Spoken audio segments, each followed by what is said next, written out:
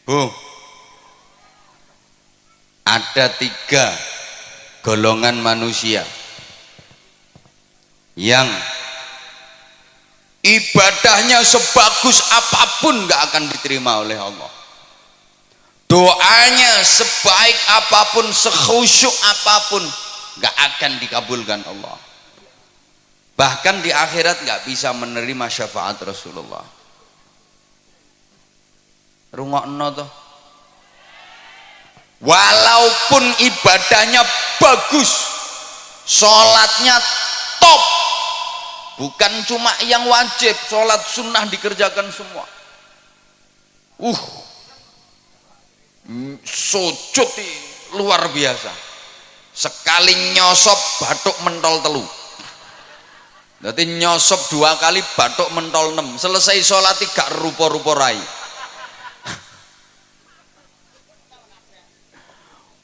Poso bendino, sodakoh nyah-nyoh, zakat orang mufakat, wiridan sak dalan-dalan maca Quran yo turut ratan, berangkat haji tiap tahun, dia pergi umroh seminggu 5 kali, iso ngomahe Mekah kok, kan omahe Mekah.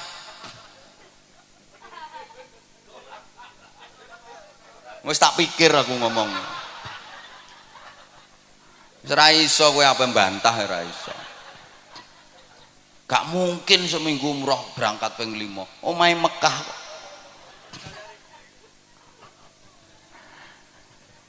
Ya, kalau masuk 3 golongan manusia ini percuma.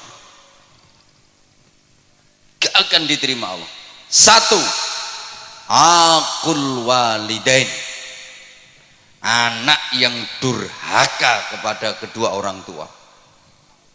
Naudzubillah.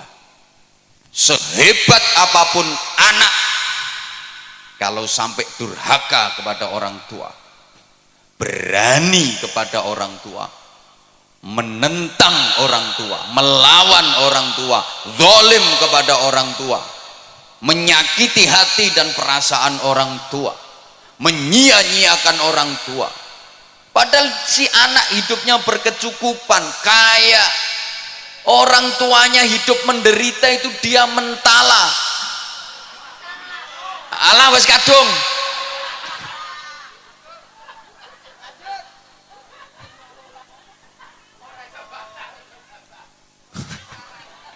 Sing ceramah aku apa sampean? Lah iya.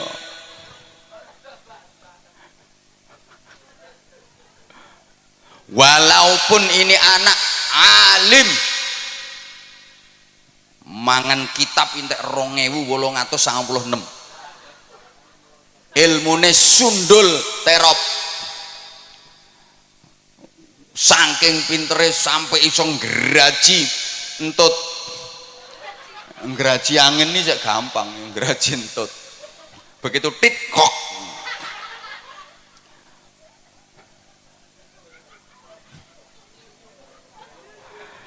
Kalau berani sama orang tua, menyakitkan orang tua, durhaka kepada orang tua, seluruh ibadahnya ditolak sama Allah,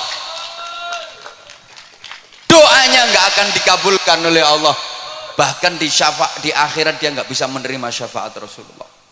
Walaupun secara lahiriah orang tuanya seakan-akan bersalah, karena dalam hubungan anak dengan orang tua itu undang-undangnya cuma ada 2 pasal.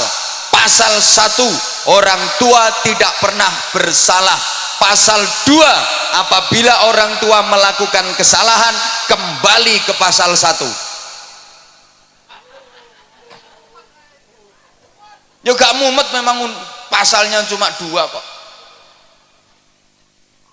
Jadi hubungan anak kepada orang tua itu pasalnya cuma 2 undang-undangnya. Pasal 1, orang tua tidak pernah bersalah.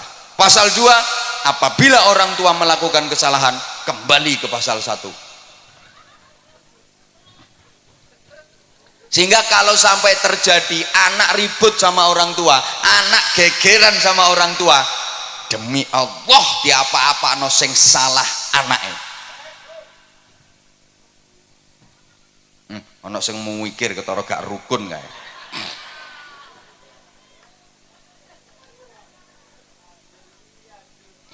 Wajar, karena nggak ada orang tua, nggak ada anak. Orang tua itu menjadi sarana, lantaran wujudnya manusia di alam dunia, betul? Boleh kene ono sing tanpa wong tua, jadi orang bejudus teko lemah, apa meletek teko watu. Maka saya di mana-mana katakan selamanya anak nggak mungkin bisa membalas budi kepada orang tua, nggak mungkin anak bisa membalas jasa orang tua, nggak mungkin bisa. Orang tua pernah gembol anak, anak nggak pernah gembol orang tua. Wong tua tahu ngeden ngetokno anak, anak gak tahu ngeden ngetokno wong tuane. Ngedene yang ngetokno gedang goreng. Loh, orang tua merawat anak itu lama dan ikhlas, nggak ada yang berharap imbalan. Nah, aku ngerumat kowe sampai selawe tahun, saiki kon wis dadi tentara. Ayo hitungan sedina aku njaluk upah 50.000. Nggak ada. Lah anak kalau merawat orang tua itu ya cuma sebentar, itu pun pamrih, sulit ikhlas. Kadang orang tuanya sakit itu, anak limo iso geger sak dulur. Sing ngramut ya sampean, oh sampean bagiannya paling akeh kok. Biasanya ngono kuwi lambe-lambe kudungan.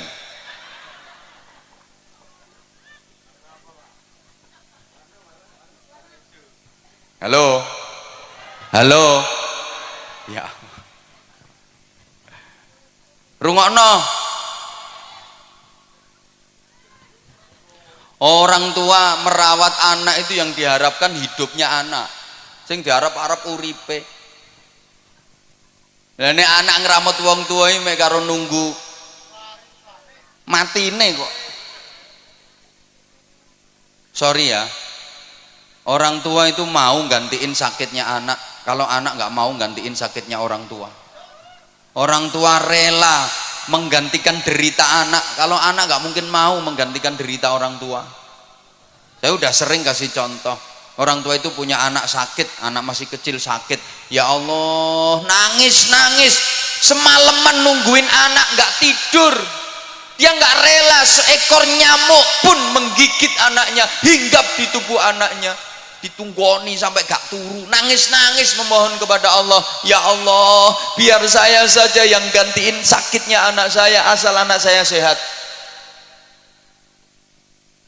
Tapi anak nggak mungkin mau gantiin sakitnya orang tua. Maaf, ayo coba sampean misalnya punya orang tua sudah pikun, ayo sampean gelem genteni, ya Allah kula sing pikun mawon.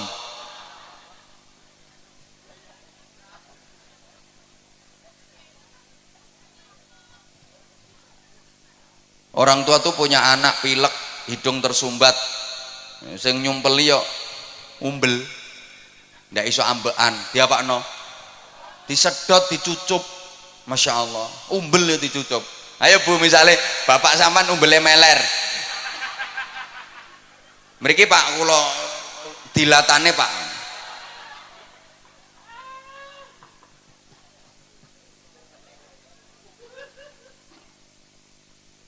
Lah orang tua itu siapa saja? Satu, abul jasad, orang tua kandung, ayah dan ibu kandung. Dua, abur ruh, yang merawat ruh, merawat jiwa, gurunya, kiainya, bunyainya, ustadz ustadzahnya. Hukumnya sama orang tua.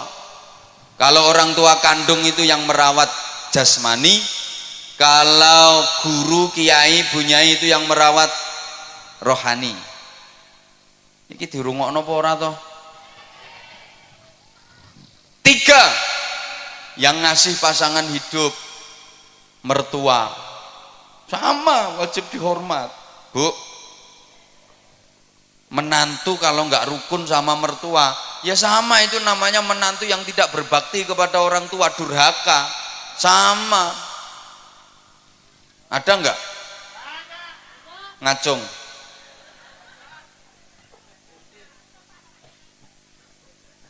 Sing akeh mantu gak rukun karo mara tuwa, iki mantu wedok. Kenapa? Mohon maaf, penting itu. Perempuan itu cenderung serakah.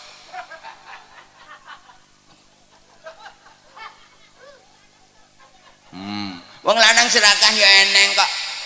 Ya mbek kiai wani nyentak apa maneh mbek bojone. Mohon maaf, banyak istri yang tidak merelakan suaminya untuk berbakti kepada orang tua. Banyak suami yang tidak menyadari posisi. Sorry ya, istri sama suami itu beda. Karena istri perempuan, suami laki-laki. Lah yo beda. Istri itu haknya suami. Kalau suami bukan haknya istri, haknya orang tua. Rungokno. Suami itu haknya orang tua. Artinya suami harus lebih memprioritaskan orang tuanya, mementingkan orang tuanya daripada istrinya. Ya sama-sama penting, istrinya penting, orang tuanya penting, tapi perbandingannya lebih dipentingkan orang tuanya daripada istrinya. Ini kalau suami. Beda dengan istri. Istri haknya suami, bukan haknya orang tua. Karena waktu nikah sama orang tuanya sudah diserahkan total kepada suami. Maka istri harus lebih memprioritaskan suaminya daripada orang tuanya. Kalau suami harus lebih mementingkan orang tuanya daripada istrinya. Lah ini yang suka nggak diterima oleh para istri. Suami mau berbakti kepada orang tuanya, dihalang-halangi oleh istrinya. Kadang suami mau ngasih duit ke ibunya, ini si istri ngamuk-ngamuk, diselidiki. Bokai piro makmu mau? Bokai piro makmu mau? Bokai piro? Ya kekno kabeh kono. Kekno kabeh. Ndang ngusungi rono kabeh. Gawa nang gone makmu kabeh kono. Wis, klambimu nang digarono pisan, bantalmu sak sarungmu usungi rono. Engko bengi nang kelon karo makmu kono.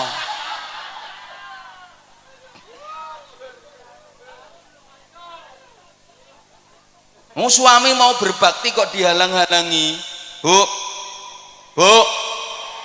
ibu harus sadar, bagi suami orang tua itu prioritas daripada istri. Bu, ikhlas nggih, relakan suamimu berbakti kepada orang tuanya. Yang orang tua suami adalah mertuamu. Maka istri solehah, calon-calon bidadari surga itu adalah perempuan-perempuan yang mengikhlaskan, merelakan suaminya berbakti kepada orang tuanya. Suaminya lebih mementingkan orang tuanya daripada dirinya sendiri. Itu perempuan-perempuan solihah, calon-calon bidadari surga. Nggih Bu nggih? Nggih Bu nggih? Jadi misalnya, Bu, suami ibu punya duit 10 juta. Nah, ibu sebagai istri dikasih 3 juta, yang 7 juta dikasihkan ibunya suami. Ikhlas nggih?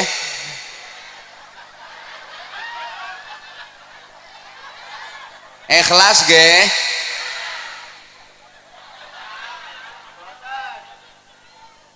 Ikhlas mboten? Mulane angel mlebu swargamu ya ngono.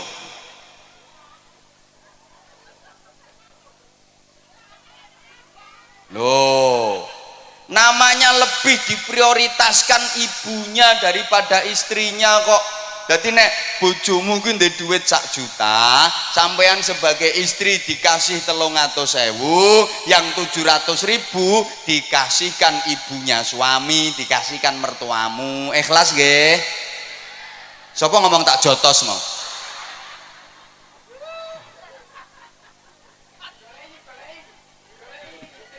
Tak jotos deh. Kuwi istri apa petinju kok tak jotos. Kalau ibu ikhlas, nah itu gampang masuk surga. Itu istri solehah dan calon-calon ratu bidadari surga. Halo, rungokno. Jadi sampeyan niku Bu, kalau dikasih uang belanja sama suami, sebelum nerima duit itu sampean ngomong, Mas, aku sampean kei duit ngene iki, buke sampean kei to ora? Lek buke sampean kei ya aku gelem nrimo duit iki. Lek nek buke gak sampean kei, aku mau nampani, Mas. Buke kei sik kudu luwih akeh. Lek buke wis sampean kei, lagek tak trimo. Ngoten nggih? Pret. Pret.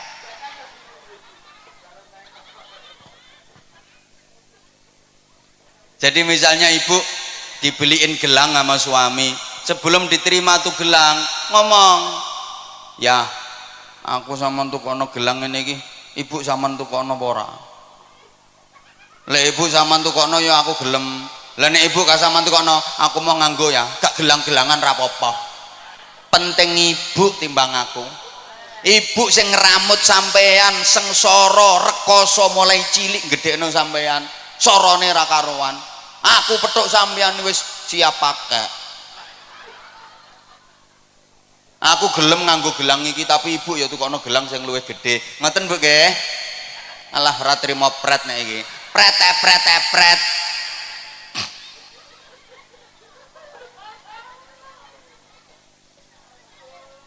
Ibu, jadi misalnya ibu mau diajak berangkat umroh sama suami, ibu harus ngomong, ya aku kata dijak umroh, ibu sampean jak taga, lek ambek ibu aku ya gelem melu ya.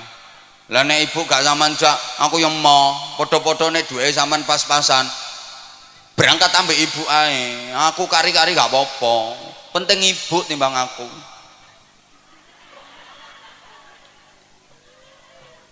Bapak, sampean sebagai suami Pak, kalau punya istri yang karakternya seperti itu, betul-betul lelaki beruntung di dunia ini. Beja-bejane wong lanang. Subhanallah. Itu istri solihah yang memuliakan suami dunia akhirat. Betul Pak. Kalau Bapak punya istri dengan tipikal seperti itu, aku pesen Pak, ramuten sing apik, jangan sia-siakan. Betul Pak. Perempuan seperti itu Pak, sebelum mati jangan dikubur dulu.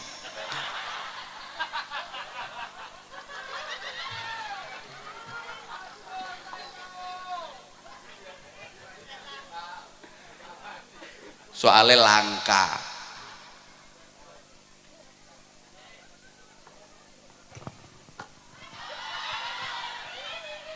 Lo udah 1,5 jam loh ini. Yang kedua, yang kedua, mahal yo gak melo urun kok. Yang ibadahnya pasti ditolak, doanya nggak mungkin diijabah, dan di akhirat nggak bisa menerima syafaat Rasulullah adalah para istri menengok. Lu memang iya kok. Istri-istri yang suka melukai perasaan suami, menyakiti hati suami padahal suaminya benar, dan suka membebani suami di luar batas kemampuannya. Tak baleni. Pengumuman. Ibadah sebaik apapun gak akan diterima Allah, doa sekhusyuk apapun gak akan diijabah Allah, dan di akhirat gak bisa menerima syafaat Rasulullah. Siapa? Istri-istri yang suka melukai perasaan suami, menyakiti hati suami padahal suaminya bener. Aku gak bakal suami sih gak bener. Alah rungokke sik.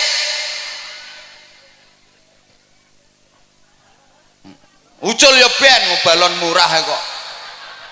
Balon ucul geger ndangak kabeh.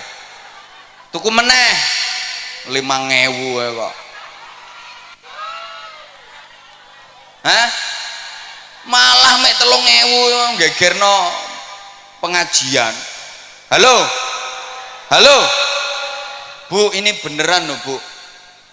Rasulullah pernah cerita, besok di akhirat itu ada perempuan yang wujudnya enggak wujud manusia, bentuknya enggak bentuk manusia, tapi ndasnya alah ndasnya itu ndas celeng, terus awaknya awak menengok lagi, awaknya awak khimar, wis gampangane ndase celeng awake jaran. Hi, ngeri. Ndase celeng awake jaran. Siapa itu? Ya tadi perempuan yang suka membebani suami di luar batas kemampuan. Wong suami lo penghasilannya sebulan ini lo cuma 2 juta. Nek njaluk blonjo saulan sampai 250 juta.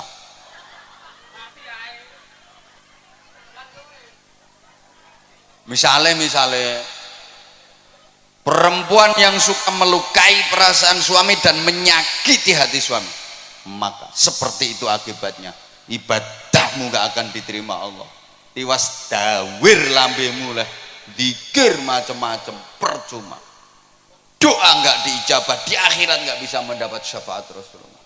Nah sekarang ganti, para suami ya harus fair dong. Yo kok wong wedok ae. Para suami laki-laki rungokno, yang suka melukai perasaan istrinya, menyakiti hati istrinya, maka akibatnya, aku durung tahu krungu keterangannya, saya belum pernah mendengar keterangannya, jadi ya saya nggak pernah dengar dalilnya.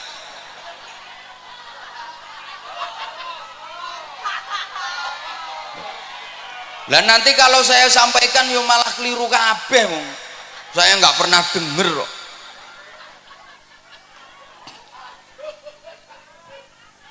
Bagusnya perempuan itu nggak perlu ngerti dalil-dalil yang kayak gitu. Marake ngelama, ngelunjak, ingkrah ndase wong lanang. Lho wong istri itu lo nggak ngerti dalil ini, suami iso kalah. Apalagi ngerti dalil, malah nyenyek wong lanang. Memang istri-istri itu nggak usah ngerti dalil-dalil kayak gitu, bahaya. Wong nggak ngerti dalil sing lanang kalah kok, pemane ngerti dalil. Mulane bro, sing urung rabi ya. Besok nek rabi golek wong itu sing goblok-goblok kae, gampang dihapusi. Nek pinter-pintere gak iso ngendhalekno nyonyor kae.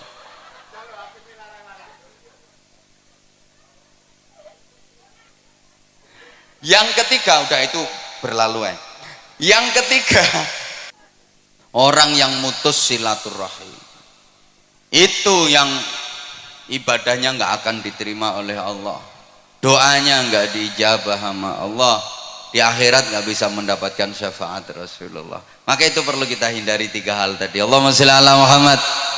Nah, selanjutnya jamaah rahimakumullah, perlu perbaikan diri, peningkatan kualitas ibadah, baik yang vertikal hablum minallah, ibadah ritual, maupun yang horizontal hablum minan nas, ibadah sosial.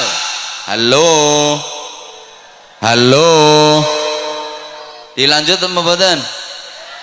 Oke, tak imbui. Ya, ini ibarat kerja itu lembur berarti.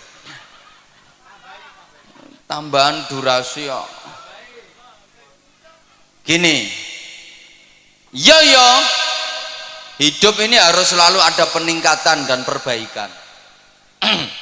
Slogane hari ini harus lebih baik daripada kemarin, dan esok harus lebih baik daripada hari ini. Dalam menjalani hidup, pantang bagi kita untuk berprinsip aku masih seperti yang dulu, aku begini engkau begitu. Itu sama saja.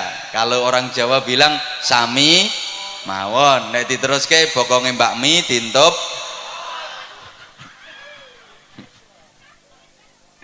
Harus ada dinamika ke arah hidup yang lebih baik.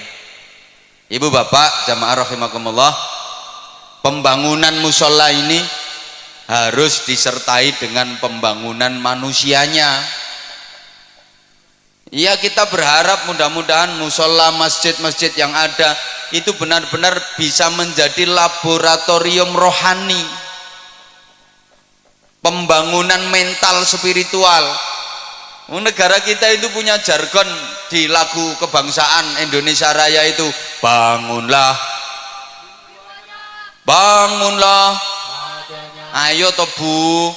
Pertama bangunlah jiwanya dulu, baru bangunlah untuk Indonesia. Bangunlah jiwanya. Pembangunan jiwa itu menjadi sangat penting.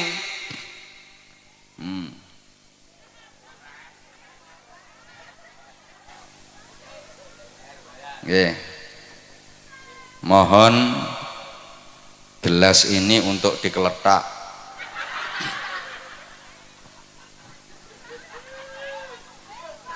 Untuk pembangunan sorban. Nggih. Iya. Nah itu juga termasuk bagian dari perbaikan. Nggih Bu nggih. Bu, saya yakin semuanya bawa duit. Kalau nggak bawa duit nggak apa-apa kok, kalung dilepas, gelang dipelorot nggak apa-apa, nanti biar dijual sama panitia.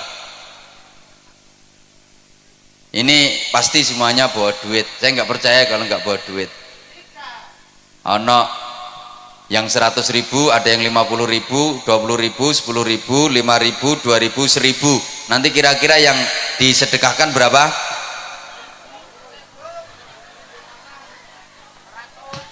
Perlu diingat, sedekah itu yang penting banyak walaupun tidak ikhlas, daripada ikhlas cuma sedikit.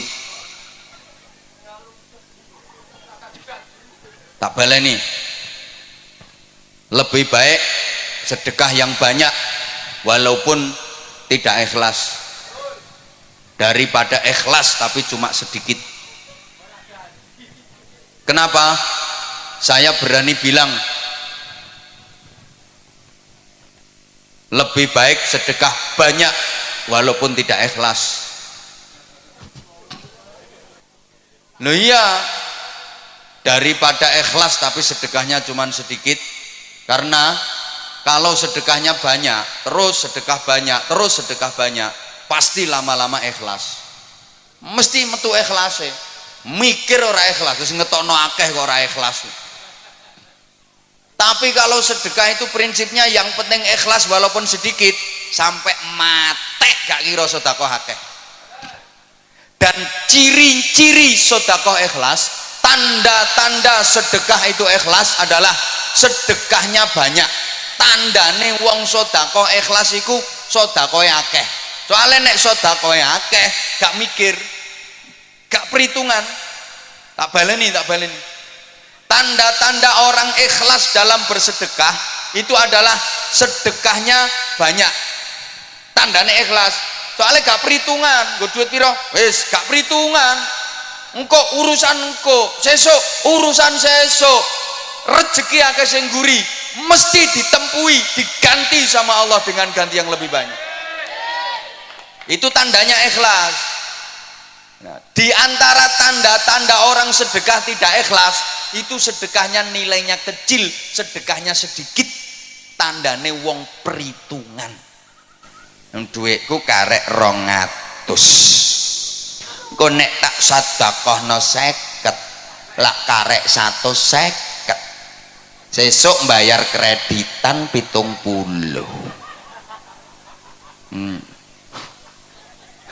Anakku sangune rungokno nang ngaji gak butuh sangu anakmu. Halo maka wong niku nek sedekahe kulino sithik iku tandane gak ikhlas. Ayo bantau. Sedikit banyak itu bukan jumlah dan nominal, tapi prosentase dan pembanding.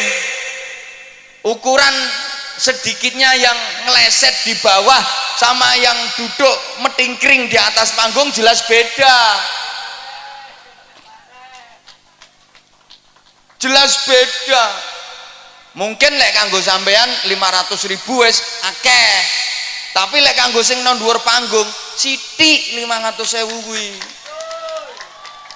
Makanya saya bilang bukan jumlah tapi prosentase dan pembanding ukurannya.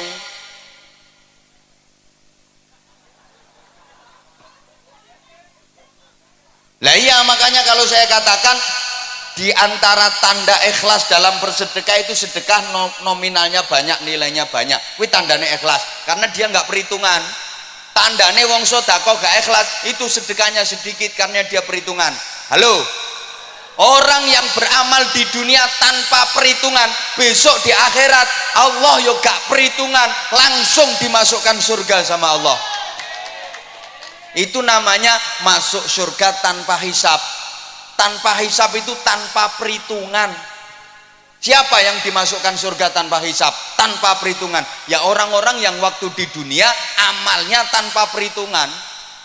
Malaikat yang meriksa itu langsung didhawuhi sama Allah, kasih instruksi. Malaikat, itu orang waktu di dunia amal tanpa perhitungan.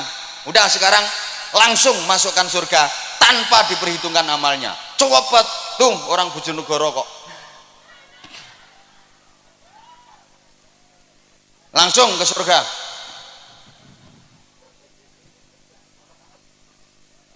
Halo. Lah kalau orang di dunia amalnya penuh perhitungan, besok di akhirat Allah juga penuh perhitungan. Dihitung dulu. Amal bagusnya ada berapa, amal jeleknya ada berapa. Lebih banyak mana? Tangannya untuk muter tasbih sama untuk kopek jarene. Lebih banyak mana itu? Diperhitungkan semuanya. Lama perhitungannya itu. Paham nggih? Paham nggih? Ada yang masuk surga bi ghairi hisab, tanpa hisab. Itu artinya tanpa diperhitungkan amalnya. Orang-orang yang waktu di dunia melakukan amal tanpa perhitungan, besok di akhirat Allah memasukkan surga tanpa perhitungan. Tapi kalau amal di dunia diperhitung sok no akhirat awas diperhitung karo Gusti Allah.